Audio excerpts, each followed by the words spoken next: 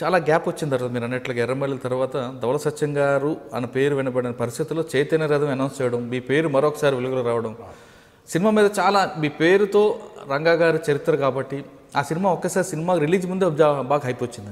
అంటే అదొకటి కాదు, చైతన్య రథానికి సినిమాకి ముందు నన్ను డైరెక్టర్గా పెట్టుకోవాలన్న కోరిక ఆయనకి ఎవరికి రంగా గారికి వచ్చింది. నాకు తెలియదు ఆ విషయం. నేనేమో ఆయన్ని ట్రై చేయలేదు, ఆయన ఎవరో కూడా నాకు తెలియదు. నేను విజయవాడలో కమ్యూనిస్ట్ పార్టీలో పనిచేసే రోజుల్లో విజయవాడలో వీధుల మీద పాటలు పాడేవాడిని. తర్వాత రంగా గారి గురించి విజయవాడలో చెప్పేవారు, వాళ్ళు కమ్యూనిస్ట్ పార్టీలో చెప్పేవారు, ఆయన ఎంత దుర్మార్గుడు, ఎంత కిరాతకుడు, ఎంత క్రూరంగా జనాన్ని చంపేస్తూ ఉంటాడు, అది ఏదో కథలు చెప్తూ ఉండేవాడు. అది మామూలుగా ఉండేవాడు. సడన్గా ఆయన గురుగారు ఎవరు కబురు చేసి, ఈయన ఎవరో తెలుసా నీకు అన్నాడు. నాకు తెలియదండి, అది వంగవేడి మోహన్ రంగా పేరు విన్నావా అని అడిగాడు. అదేనండి, అక్కడే రౌడీ అంట పెద్దవాళ్ళు, అదే కత్తులు గిత్తులు పెట్టి పొడిచేస్తూ ఉంటారంటే చంపేస్తూ ఉంటారు, ఎదుర్కొంటున్నాను అంట చెప్పాను. చెప్తే రంగా గారు నవ్వుతున్నాడు, బాగా నవ్వుతున్నాడు. ఆ కత్తులు గిత్తులు కటారు చేసి ఈయనే రంగా అన్నాడు.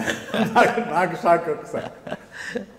సరే ఏంటి గురుగారు ఏంటి సంగతులు అంటే, ఆయన సినిమా తీద్దాం అనుకుంటున్నారు, దాన్ని నీకు నిన్ను డైరెక్టర్ పెట్టుకుందాం అనుకుంటున్నారు అన్నాడు. నేను అంటే కథ అనుకున్నారండి, కథ మా కథేనండి, మా కథే సినిమా తీద్దాం అనుకుంటున్నాం, అంటే సినిమా తీసేంత కథ ఉందా అని అడిగాను. అందుకంటే ఎక్కువే ఉంది కదా, మీరు ఒకసారి విందురు కానీ నేను చెప్తాను అని చెప్పేసాను. అంటే అప్పుడు నన్ను వాళ్ళ రూమ్ తీసుకెళ్ళి అక్కడ కథ వినిపించాను, నన్ను కదిలించాను. చాలా అసలు చాలా బాగా మూవ్ అయింది. ఆఫ్టర్ ఎర్రమల్లి సినిమా తర్వాత అంత బాగా మూవ్ అయిన సినిమా.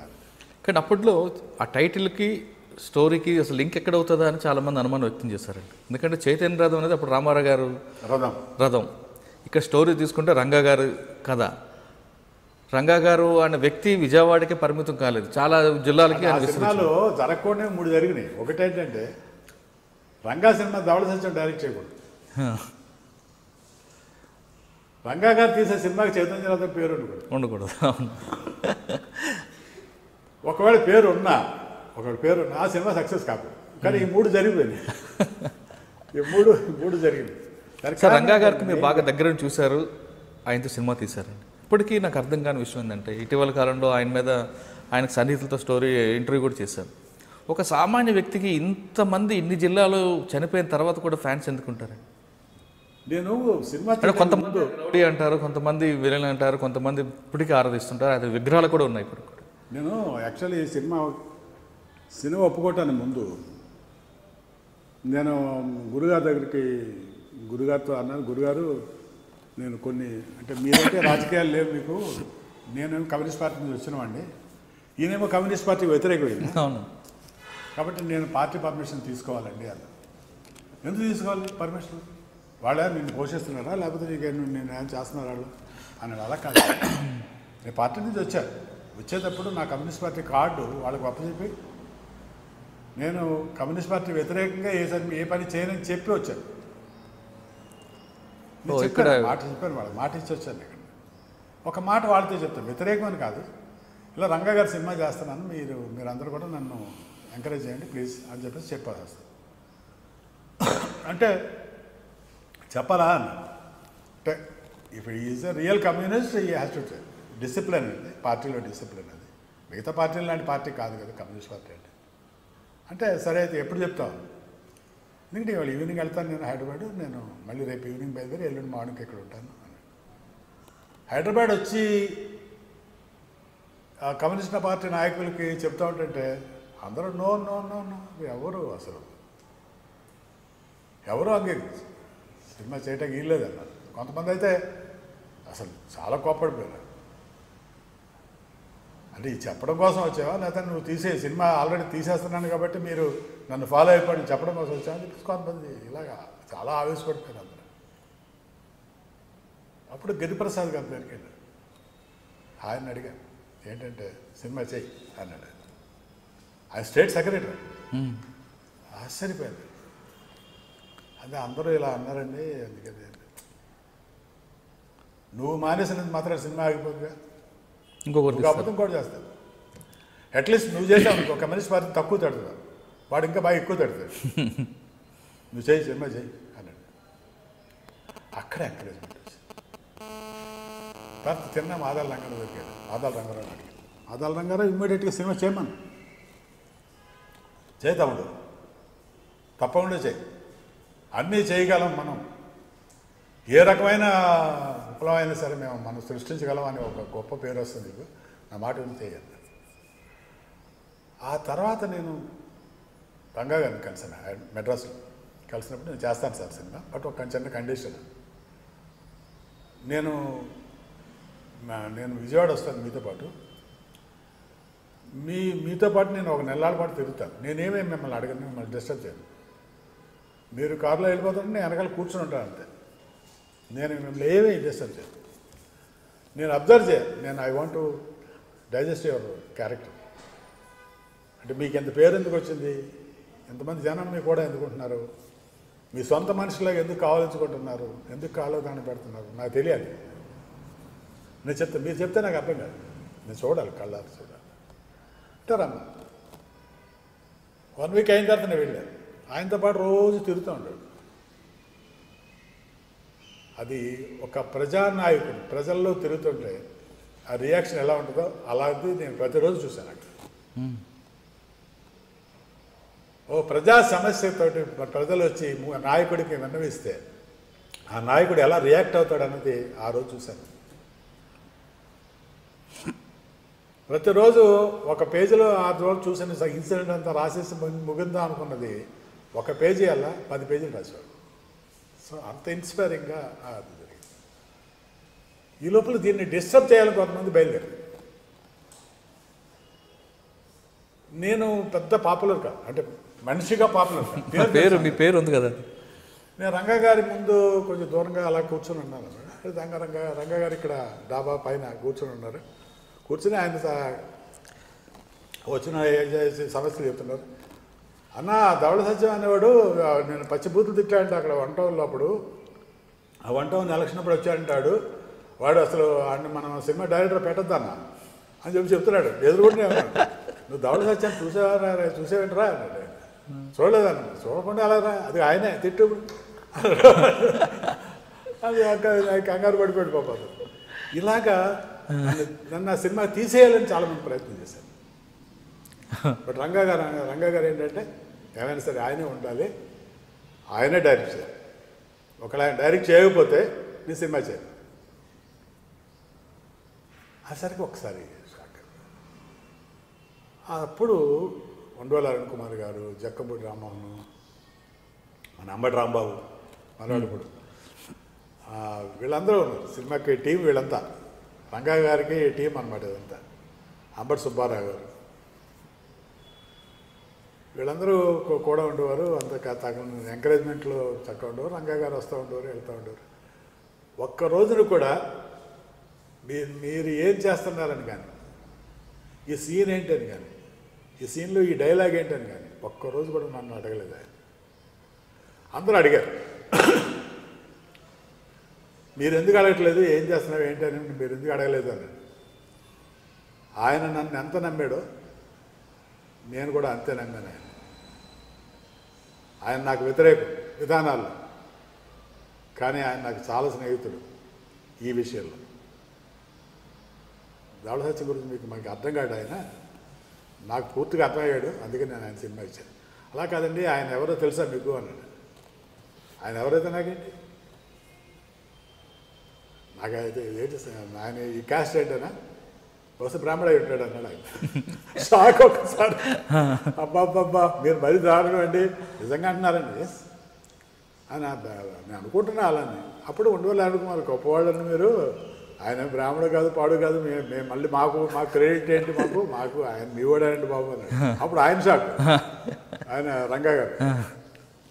అరే అదే నిజమా, నేను అలా అనుకోలేదే అన్నాడు ఆయన. అదే తను ఎవరైతే ఏముందిలేండి కానీ. ఆ క్యారెక్టర్ని హీరోగా ఎంచుకోవడం అనేది మీరు రంగా గారు అనుమతితోనే తీసుకున్నారండి? రాధా గారు మటర్ సినిమా తీసేటప్పుడు మటర్ షూటింగ్ చేసేవాడు. చూసి చెప్పాడు,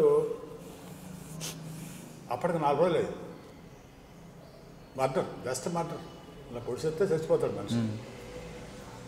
అప్పటికి 4 రోజులు అయింది, ఇంకా కావలేదు. అందరికీ నా మీద వ్యతిరేకంగా ఉన్న వాళ్ళందరికీ మంచి అవకాశం దొరికింది. ఏంటన్నా మరీ చోద్యం చేస్తున్నాడు, మరీ ఓవర్ యాక్షన్, ఒక మర్డర్ సీన్ తీయటానికి 4 రోజులు అన్న. అంటే రియల్ మర్డర్ తీయటానికి ఒక 5 నిమిషాలు చాలు అనుకోరా, కానీ సినిమా మర్డర్ కదా, తీయాలి కదా అని చెప్పేసి ఆయన చెప్పాడు. ఈ లోపల గురుగారు కంప్లైంట్ కూడా వెళ్ళాడు, ఒక మర్డర్ సీన్ పట్టుకుని 5 రోజుల నుంచి తోగుతున్నాడండి ఆయన అని చెప్పేసి. వాడు వినడండి, ఎవరి మాట వినడు. నేను చెప్పినా కూడా ఆడ వినడు. వాడు కాదు కూడా మనకు గట్టిగా పెట్టింది, మీరు చేసుకోండి అని చెప్పి లేచి వచ్చేస్తాడు అక్కడి నుంచి. వచ్చిన ప్రాబ్లం అది మీకు తెలియదు, వాడి గురించి పెట్టా. ఆ మాట వినండి, వాడు అద్భుతమైన సినిమా తీయడం ఖాయం, ఇప్పుడు దాంట్లో అనుమానం లేదు. నేను చెప్తున్నా, నాది గ్యారంటీ. వాడు ఎర్రమల్లెల తర్వాత మళ్ళీ ఇలాగ అంత టైం, రాత్రి లేదు పగలు లేదు. మీరే చెప్పారు కదా నాకు, ప్రతిరోజు రాత్రి షూటింగే అని మీరే చెప్పారు కదా. మరి అంతకు బాగా చేస్తానండి, తీనండి సినిమా చేయనండి, తరచుద్దాం అని చెప్పేసాను. సార్ మీరు రాధా గారు మర్డర్ తీయడానికి 4 రోజులు తీసుకున్నారు, 6 రోజులు. కానీ రియల్గా రంగవీటి రాధా గారు మర్డర్ జరుగుతున్నాడు, ఆ సమయంలో మీరు ఉన్నారనేది వాస్తవం? అంటే నేను వాళ్ళ యాక్చువల్లీ అంతకుముందు ఆయన నిరాహారదీక్షలో కూర్చున్న తర్వాత నేను శబరిమల మాల వేసుకుని వెళ్ళి ఆయన కలిశాను. ఆయన ఏమన్నారంటే, శబరిమల వెళ్ళొచ్చేసి నేను అన్నాను, వద్దండి అన్న, మీరు విరమించేయండి, ఇది నిరాహారదీక్ష వాళ్ళకి వద్దు, మనకు పడదండి ఇది, నా మాట వినండి, ఇది మనకు వద్దంటే వేరే దారి లేదు సత్యం గారు. నేను బాగా ఆలోచించాను, మన క్యాడర్ని మనం కాపాడుకోవాలనుకుంటే ఇది తప్పితే వేరే దారి లేదండి అని. ఎవరన్నారు? రంగా గారు. అంటే అలా కాదు, ఇప్పుడు నిరాహారదీక్షని విరమించేశారు, మీ సేఫ్టీకి మీరు వెళ్ళిపోయారు, క్యాడర్ వెళ్ళిపోయారు అనుకోండి, ఇది తప్పేంటి అని. అదే చేద్దాంలేండి, కానీ ఇప్పుడు ఏంటంటే రియాక్షన్ విపరీతమైన క్రౌడ్ వస్తున్నారు కాబట్టి వాళ్ళు ఇటువంటి అటెంప్ట్స్ ఏం చేయరు అలా. తర్వాత ఏం చెప్పాడు అంటే, మీరు 26వ తారీఖు వచ్చేస్తున్నారు కదా ఇక్కడికి, 26 ఈవినింగ్ ఒక ఫంక్షన్ పెడదాం, పెట్టి ఆ ఫంక్షన్లో విరమించేద్దాం అని చూపిస్తారండి. కరెక్ట్గా 26 ఎర్లీ మార్నింగ్ ఆయన చంపేశారు. అంటే రంగా గారు మర్డర్కి చెప్తున్నారు మీరు, నేను అంటుంది అడిగింది క్వశ్చన్ రంగవీటి రాధా గారు మర్డర్. రాధా గారు మర్డర్ అప్పుడు ఉన్నాను నేను, అదే అడుగుతున్నాను. ఎలా అంటే అరండల్పేట పార్టీ ఆఫీసులో ఉన్నాను నేను అప్పుడు. ఆ రోజు అక్కడికి ఆ పార్టీ ఆఫీసులోకి ఒక అతను రక్తం ఇలా కారిపోతున్న కత్తి పట్టుకుని పరిగెట్టుకుంటూ వస్తున్నాడు, పిచ్చుక్కున్నట్టు వస్తున్నాడు అనమాట. ఇది చూసి నేను కంగారు పడి మళ్ళీ ఇటువైపు పరిగెట్టాను. ఆ షాప్ దగ్గర ఈ షాప్ ఓపెన్కి వచ్చాడు ఆయన రాధా గారు, అది ఓపెన్ చేశాడు అనమాట. అక్కడ చంపేశారు ఆయన. అక్కడ నేను పరిగెట్టుకుంటూ వెళ్ళి అక్కడ చూస్తే యాక్షన్ మర్డర్ చూశాను నేను. అసలు ఆయన్ని ఇంకా గజగజ కొట్టుకుంటున్నాడు అనమాట, ఇంకా బతుకున్నాడు అప్పటికి, ఆయన ఇంకా చచ్చిపోలేదు. అసలు బ్రూటల్ మర్డర్, మామూలు కాదు. అంటే ఆ మర్డర్ మీరు లైవ్లో చూశారు కాబట్టి ఆ సీన్ బాగా పండించారా? అంటే యాక్చువల్లీ నేను ఆ సీన్ అంత బాగా రావడం కారణం 2 కారణాలు. ఒకటి నేను చూడటం అనేది యాదృచ్ఛికంగా జరిగింది. అంటే అప్పటికి రాధా ఎవరు కూడా నాకు తెలియదు. నేను తీద్దాం అనుకున్న తర్వాత నేను లాట్ ఆఫ్ వర్క్ దాని మీద చేశాను.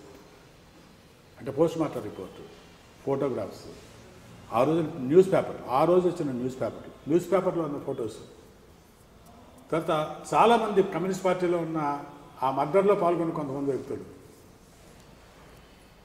అలా కాంగ్రెస్ పార్టీలో ఉన్న కొంతమంది వ్యక్తులు, కొంతమంది రాధాగారి శిష్యులు, కొంతమంది రాధాగారి వ్యతిరేకులు, అంటే సిరీస్ రాజు గారు లాంటి వాళ్ళు కూడా, వాళ్ళందరినీ కలిసి దాన్ని క్రోడీకరించి ఒక సీన్ రాశారు. అది రాధాగారి మాట. అది కేవలం ఆ మర్డర్ ఒకటే కాదు, దాంట్లో ఇవన్నీ ఉన్నాయి. దాని వెనక కాన్స్పరెన్సీ బాగా మీరు ఎస్టాబ్లిష్ చేసినట్లు. అండ్ రంగా గారు రాధా గారు షాపుకు రావడం, ఓపెన్ చేయడం, షట్టర్ క్లోజ్ చేయడం, అవును, యాజ్టీస్గా అది అదే జరిగినట్టే చేశాను. దాంట్లో ఒక్కటి కూడా ఎందుకు నేను ఒక్కటి కూడా ఎక్స్ట్రాగా తీయలేదంటే, రేపు సెన్సార్లో వాడు అది అబ్జెక్ట్ చేసి కరెక్ట్గా నేను ఏమి ఎక్స్పెక్ట్ చేశాను అదే జరిగింది. అది సెన్సార్ ఉన్నారు ఫస్ట్, నెక్స్ట్ సెన్సార్లో రివైజింగ్ కమిటీలో ఆ రాధా మర్డర్ మొత్తం తీసేయమన్నారు. సినిమాకి అదే కదా మెయిన్ అండి. మొత్తం తీసేయమన్నారు. మొత్తం మర్డర్ సీన్ తీసేయమన్నారు. రంగా గారు నేను ఇద్దరు ఉన్నాం, మాట్లాడతాను సెన్సార్తో. ఆయన కోపం వచ్చేస్తుంది, నాకు అర్థమవుతుంది. బుస్స అలా బుస్సలో కోపం వస్తుంది ఆయనకి. అంటే అలా కాదండి, మీరు ఇప్పుడు ఎందుకు కట్ చేస్తున్నారు అని అడిగారు. అలా కాదండి, ఇలాంటి మర్డర్ ఎక్కడ జరగదండి. జరగదు కాదు, జరిగింది కాబట్టి తీశాను నేను, లేకపోతే జరిగి ఉంటే నేనేందుకు తీస్తాను? ఇలాంటి మర్డర్ ఎక్కడ జరగదు, కానీ జరిగింది నేను రికార్డ్ చేశాను. జరిగిందని మీరు ఎలా చెప్పగలరు అంటే నేను చూశాను ఒకటి, ఆ మర్డర్ దగ్గర ఆ ఇన్సిడెంట్ నేను చూశాను. నెక్స్ట్ ఏంటంటే post mortem report, paper report అన్నీ కలెక్ట్ చేసి ఎక్కడి నుంచి ఎలా జరిగింది, ఎక్కడెవరు ఎలా ప్లాన్ చేశారు, ఎవరెవరు నిద్రపోకుండా తెల్లవారులు దీని ప్లానింగ్లో ఉన్నారు, మొత్తం ఇదంతా నేను తెలుసుకున్న తర్వాత షూటింగ్ స్టార్ట్ చేశాను. 6 రోజులు పట్టింది ఈ చిన్న సీన్ తీయటానికి. దానికి కారణం ఏంటంటే మీరు you can go to any court of law, ఇది వాస్తవానికి విరుద్ధంగా సినిమా తీశాడని మీరు ప్రూవ్ చేయగలిగితే మీ సినిమా ఆగిపోతుంది అని అంత ఛాలెంజింగ్గా చేసి సినిమా చేయాల్సి వచ్చింది. దాన్ని అది విషయం, అది మెయిన్గా ఇప్పుడు అంటే వాస్తవ సంఘటన. ఇప్పుడు వ్యాసు క్యారెక్టర్ వచ్చింది సినిమాలో. జస్ట్ ఆ వ్యాస్ క్యారెక్టర్ అనే క్యారెక్టర్ జీప్ అలా దిగుతాడంతే. దిగిన వెంటనే మొత్తం ఆడిటోరియం వ్యాస్ అని అరిచారు. వాడు అవినాష్ అని అంటాడు ఆయన. అనగానే మొత్తం జనం అంతా కాదు వ్యాస్ అని అరిచారు ఒకసారి. అంటే క్యారెక్టర్ ఐడెంటిఫికేషన్ ఆ సినిమాలో అంత గొప్పగా జరిగింది. దాంట్లో రంగా గారి పాలసీ ఏంటి, రంగా గారు ఏం చేస్తూ ఉంటాడు విజయవాడలో, ఎందుకంత జనం ఫాలోయింగ్లో ఉన్నారు? నీ తెల్లో రాడ్డంట వెళ్తూ ఉంటుంటే దారిన పోయి ఆకతాయిగాడు వచ్చేసి కొంగు పట్టుకుని వెనక్కి లాగితే వాడిని పట్టుకుని వాడి చెంప మీద చెడాపడ వాయించి అక్కడికక్కడే వాడిని తంతే వాడు కాలో ఎరిగి అన్నా నన్ను ఆపు అని చెప్పి వాడు అరిస్తే బుద్ధి ఎప్పుడు వస్తుందంటారా, ఎప్పుడు వస్తుందంటారా?